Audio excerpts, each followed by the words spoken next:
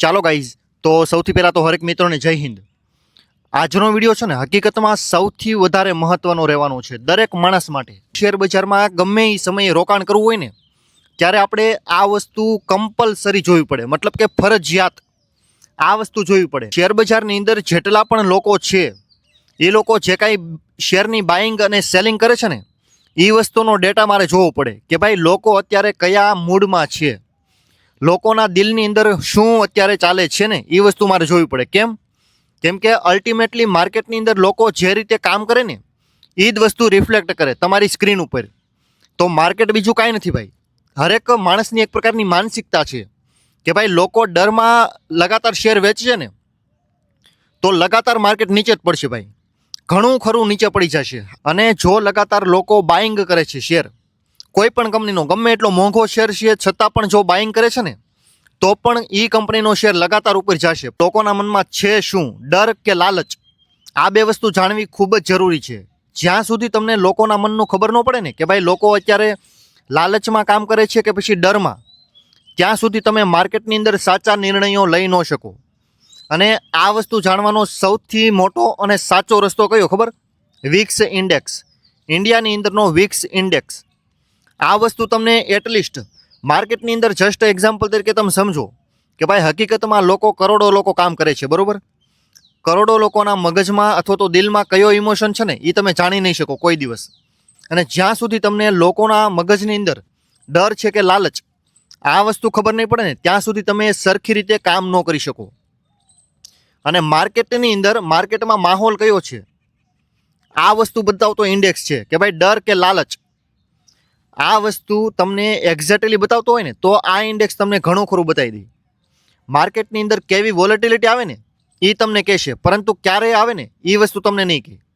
કારણ ગમે ત્યારે ઘડાઈ જશે, કારણ ઓલરેડી ચાલતું છે. જો ભાઈ સારા ન્યૂઝ ચાલતું છે તો માર્કેટ સારું એવું ઉપર જઈ શકે, ખરાબ ન્યૂઝ હશે તો માર્કેટ ઘણું ખરું નીચે આવી શકે.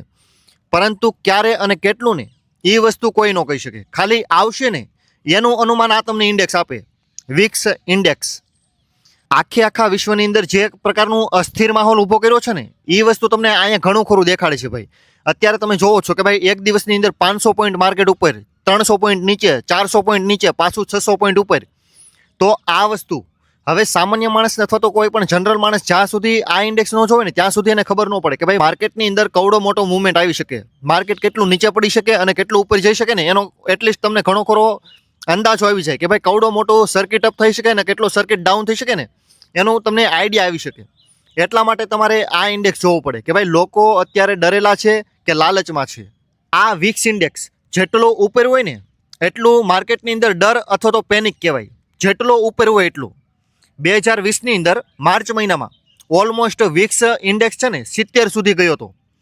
અને આ સમયે ઇન્ડિયાનું સ્ટોક માર્કેટ કહું છું, કોઈ પણ કંપનીનું નામ નથી દેતો, કંપનીના શેરની તો વાત જ જવા દો, 70 થી 80% શેર ક્રેશ થતા અને માર્કેટ ઓલમોસ્ટ 40% તૂટી ગયું હતું.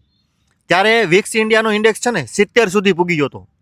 જેટલું પણ આ વિક્સ ઇન્ડેક્સ જેટલો ઉપર જશે ને એટલું જ તે માર્કેટ ખતરનાક રીતે વોલેટાઇલ થાય, વોલેટિલિટી લગાતાર વધતી જશે. જેટલો વિક્સ ઇન્ડિયાનો ઇન્ડેક્સ ઉપર જશે ને એટલું આ વિક્સ ઇન્ડેક્સ જેટલો ઉપર હોય ને એટલું ડર અને પેનિક કહેવાય, અને જેટલો નીચે હોય ને એટલો લોભી અને લાલચી ગ્રીડી પીપલ હોય. એ સમયે લોકો લાલચમાં હોય કે ભાઈ મોંઘામાં મોંઘો શેર આપો ને તો પણ લોકો દાંત કાઢતા લઈ લે અને વિચારે શું કે ભાઈ મારો શેર ડબલ 3 ગણો 5 ગણો થઈ જાય ટૂંકા સમયમાં. આ સમય ચાલતો હોય. જ્યારે ઉપર હોય ને ત્યારે લોકો પેનિકમાં, ડરમાં હોય, સસ્તામાં સસ્તો શેર હજી સસ્તા ભાવે વેચવા તૈયાર થઈ જાય, એ સમય ચાલતો હોય. આ વિક્સ ઇન્ડેક્સ છે ને NSE બતાવે, નેશનલ સ્ટોક એક્સચેન્જ. શેના આધારે? કે ભાઈ કરોડો લોકો છે, કરોડો લોકો ટ્રેડ કરતા છે, સૌથી વધારે કયા ટ્રેડ થયા ને એ વસ્તુના આધારે તમને કહે કે ભાઈ અત્યારે સૌથી વધારે લોકોએ કયો ટ્રેડ પાડ્યો, સેલિંગનો કે બાઇંગનો.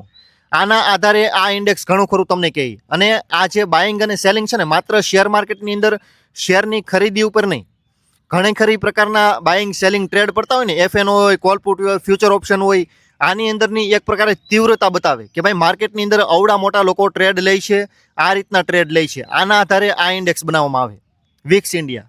અને હકીકતમાં કોઈ પણ માણસે એકદમ ફ્રી ઓફ કોસ્ટ જ છે આ ઇન્ડેક્સ.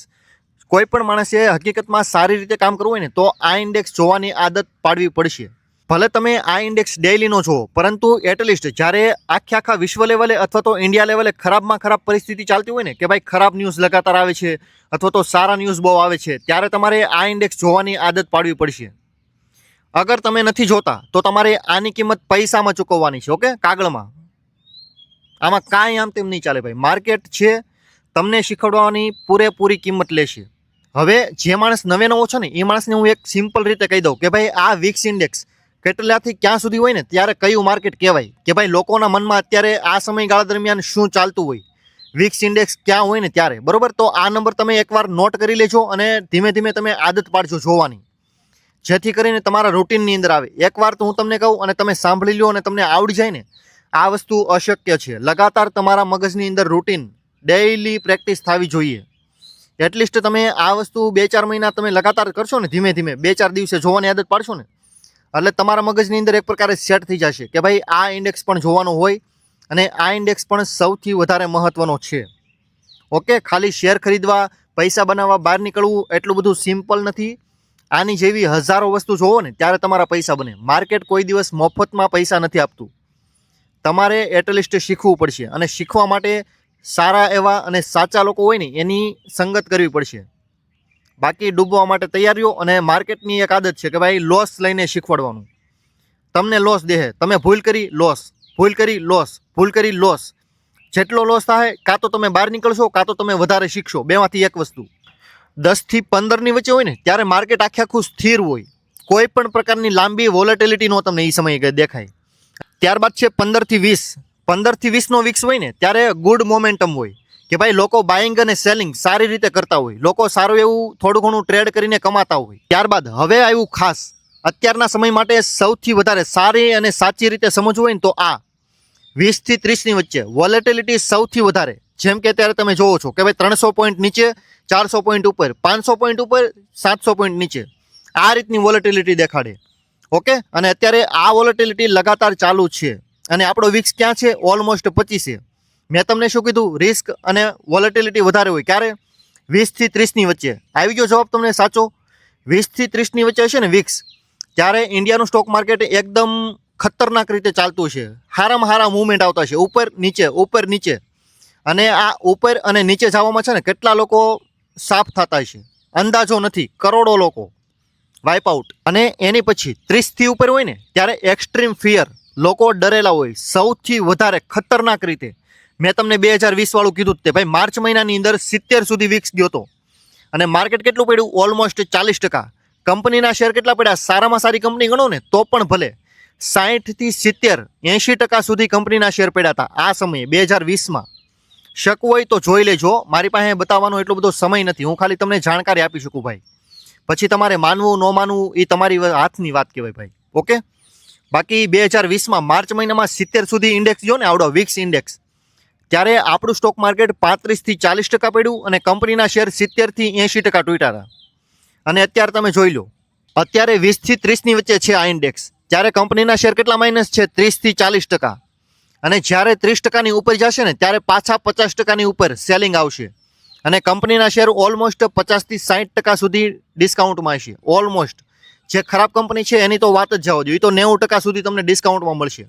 પરંતુ ભાગે ન ભાગે એ તો ભાઈ તમને ખબર છે, ભાગવાનું કાંઈ હોય નહીં, લોકોને ખાલી પૈસા લેવા એ મતલબ હોય.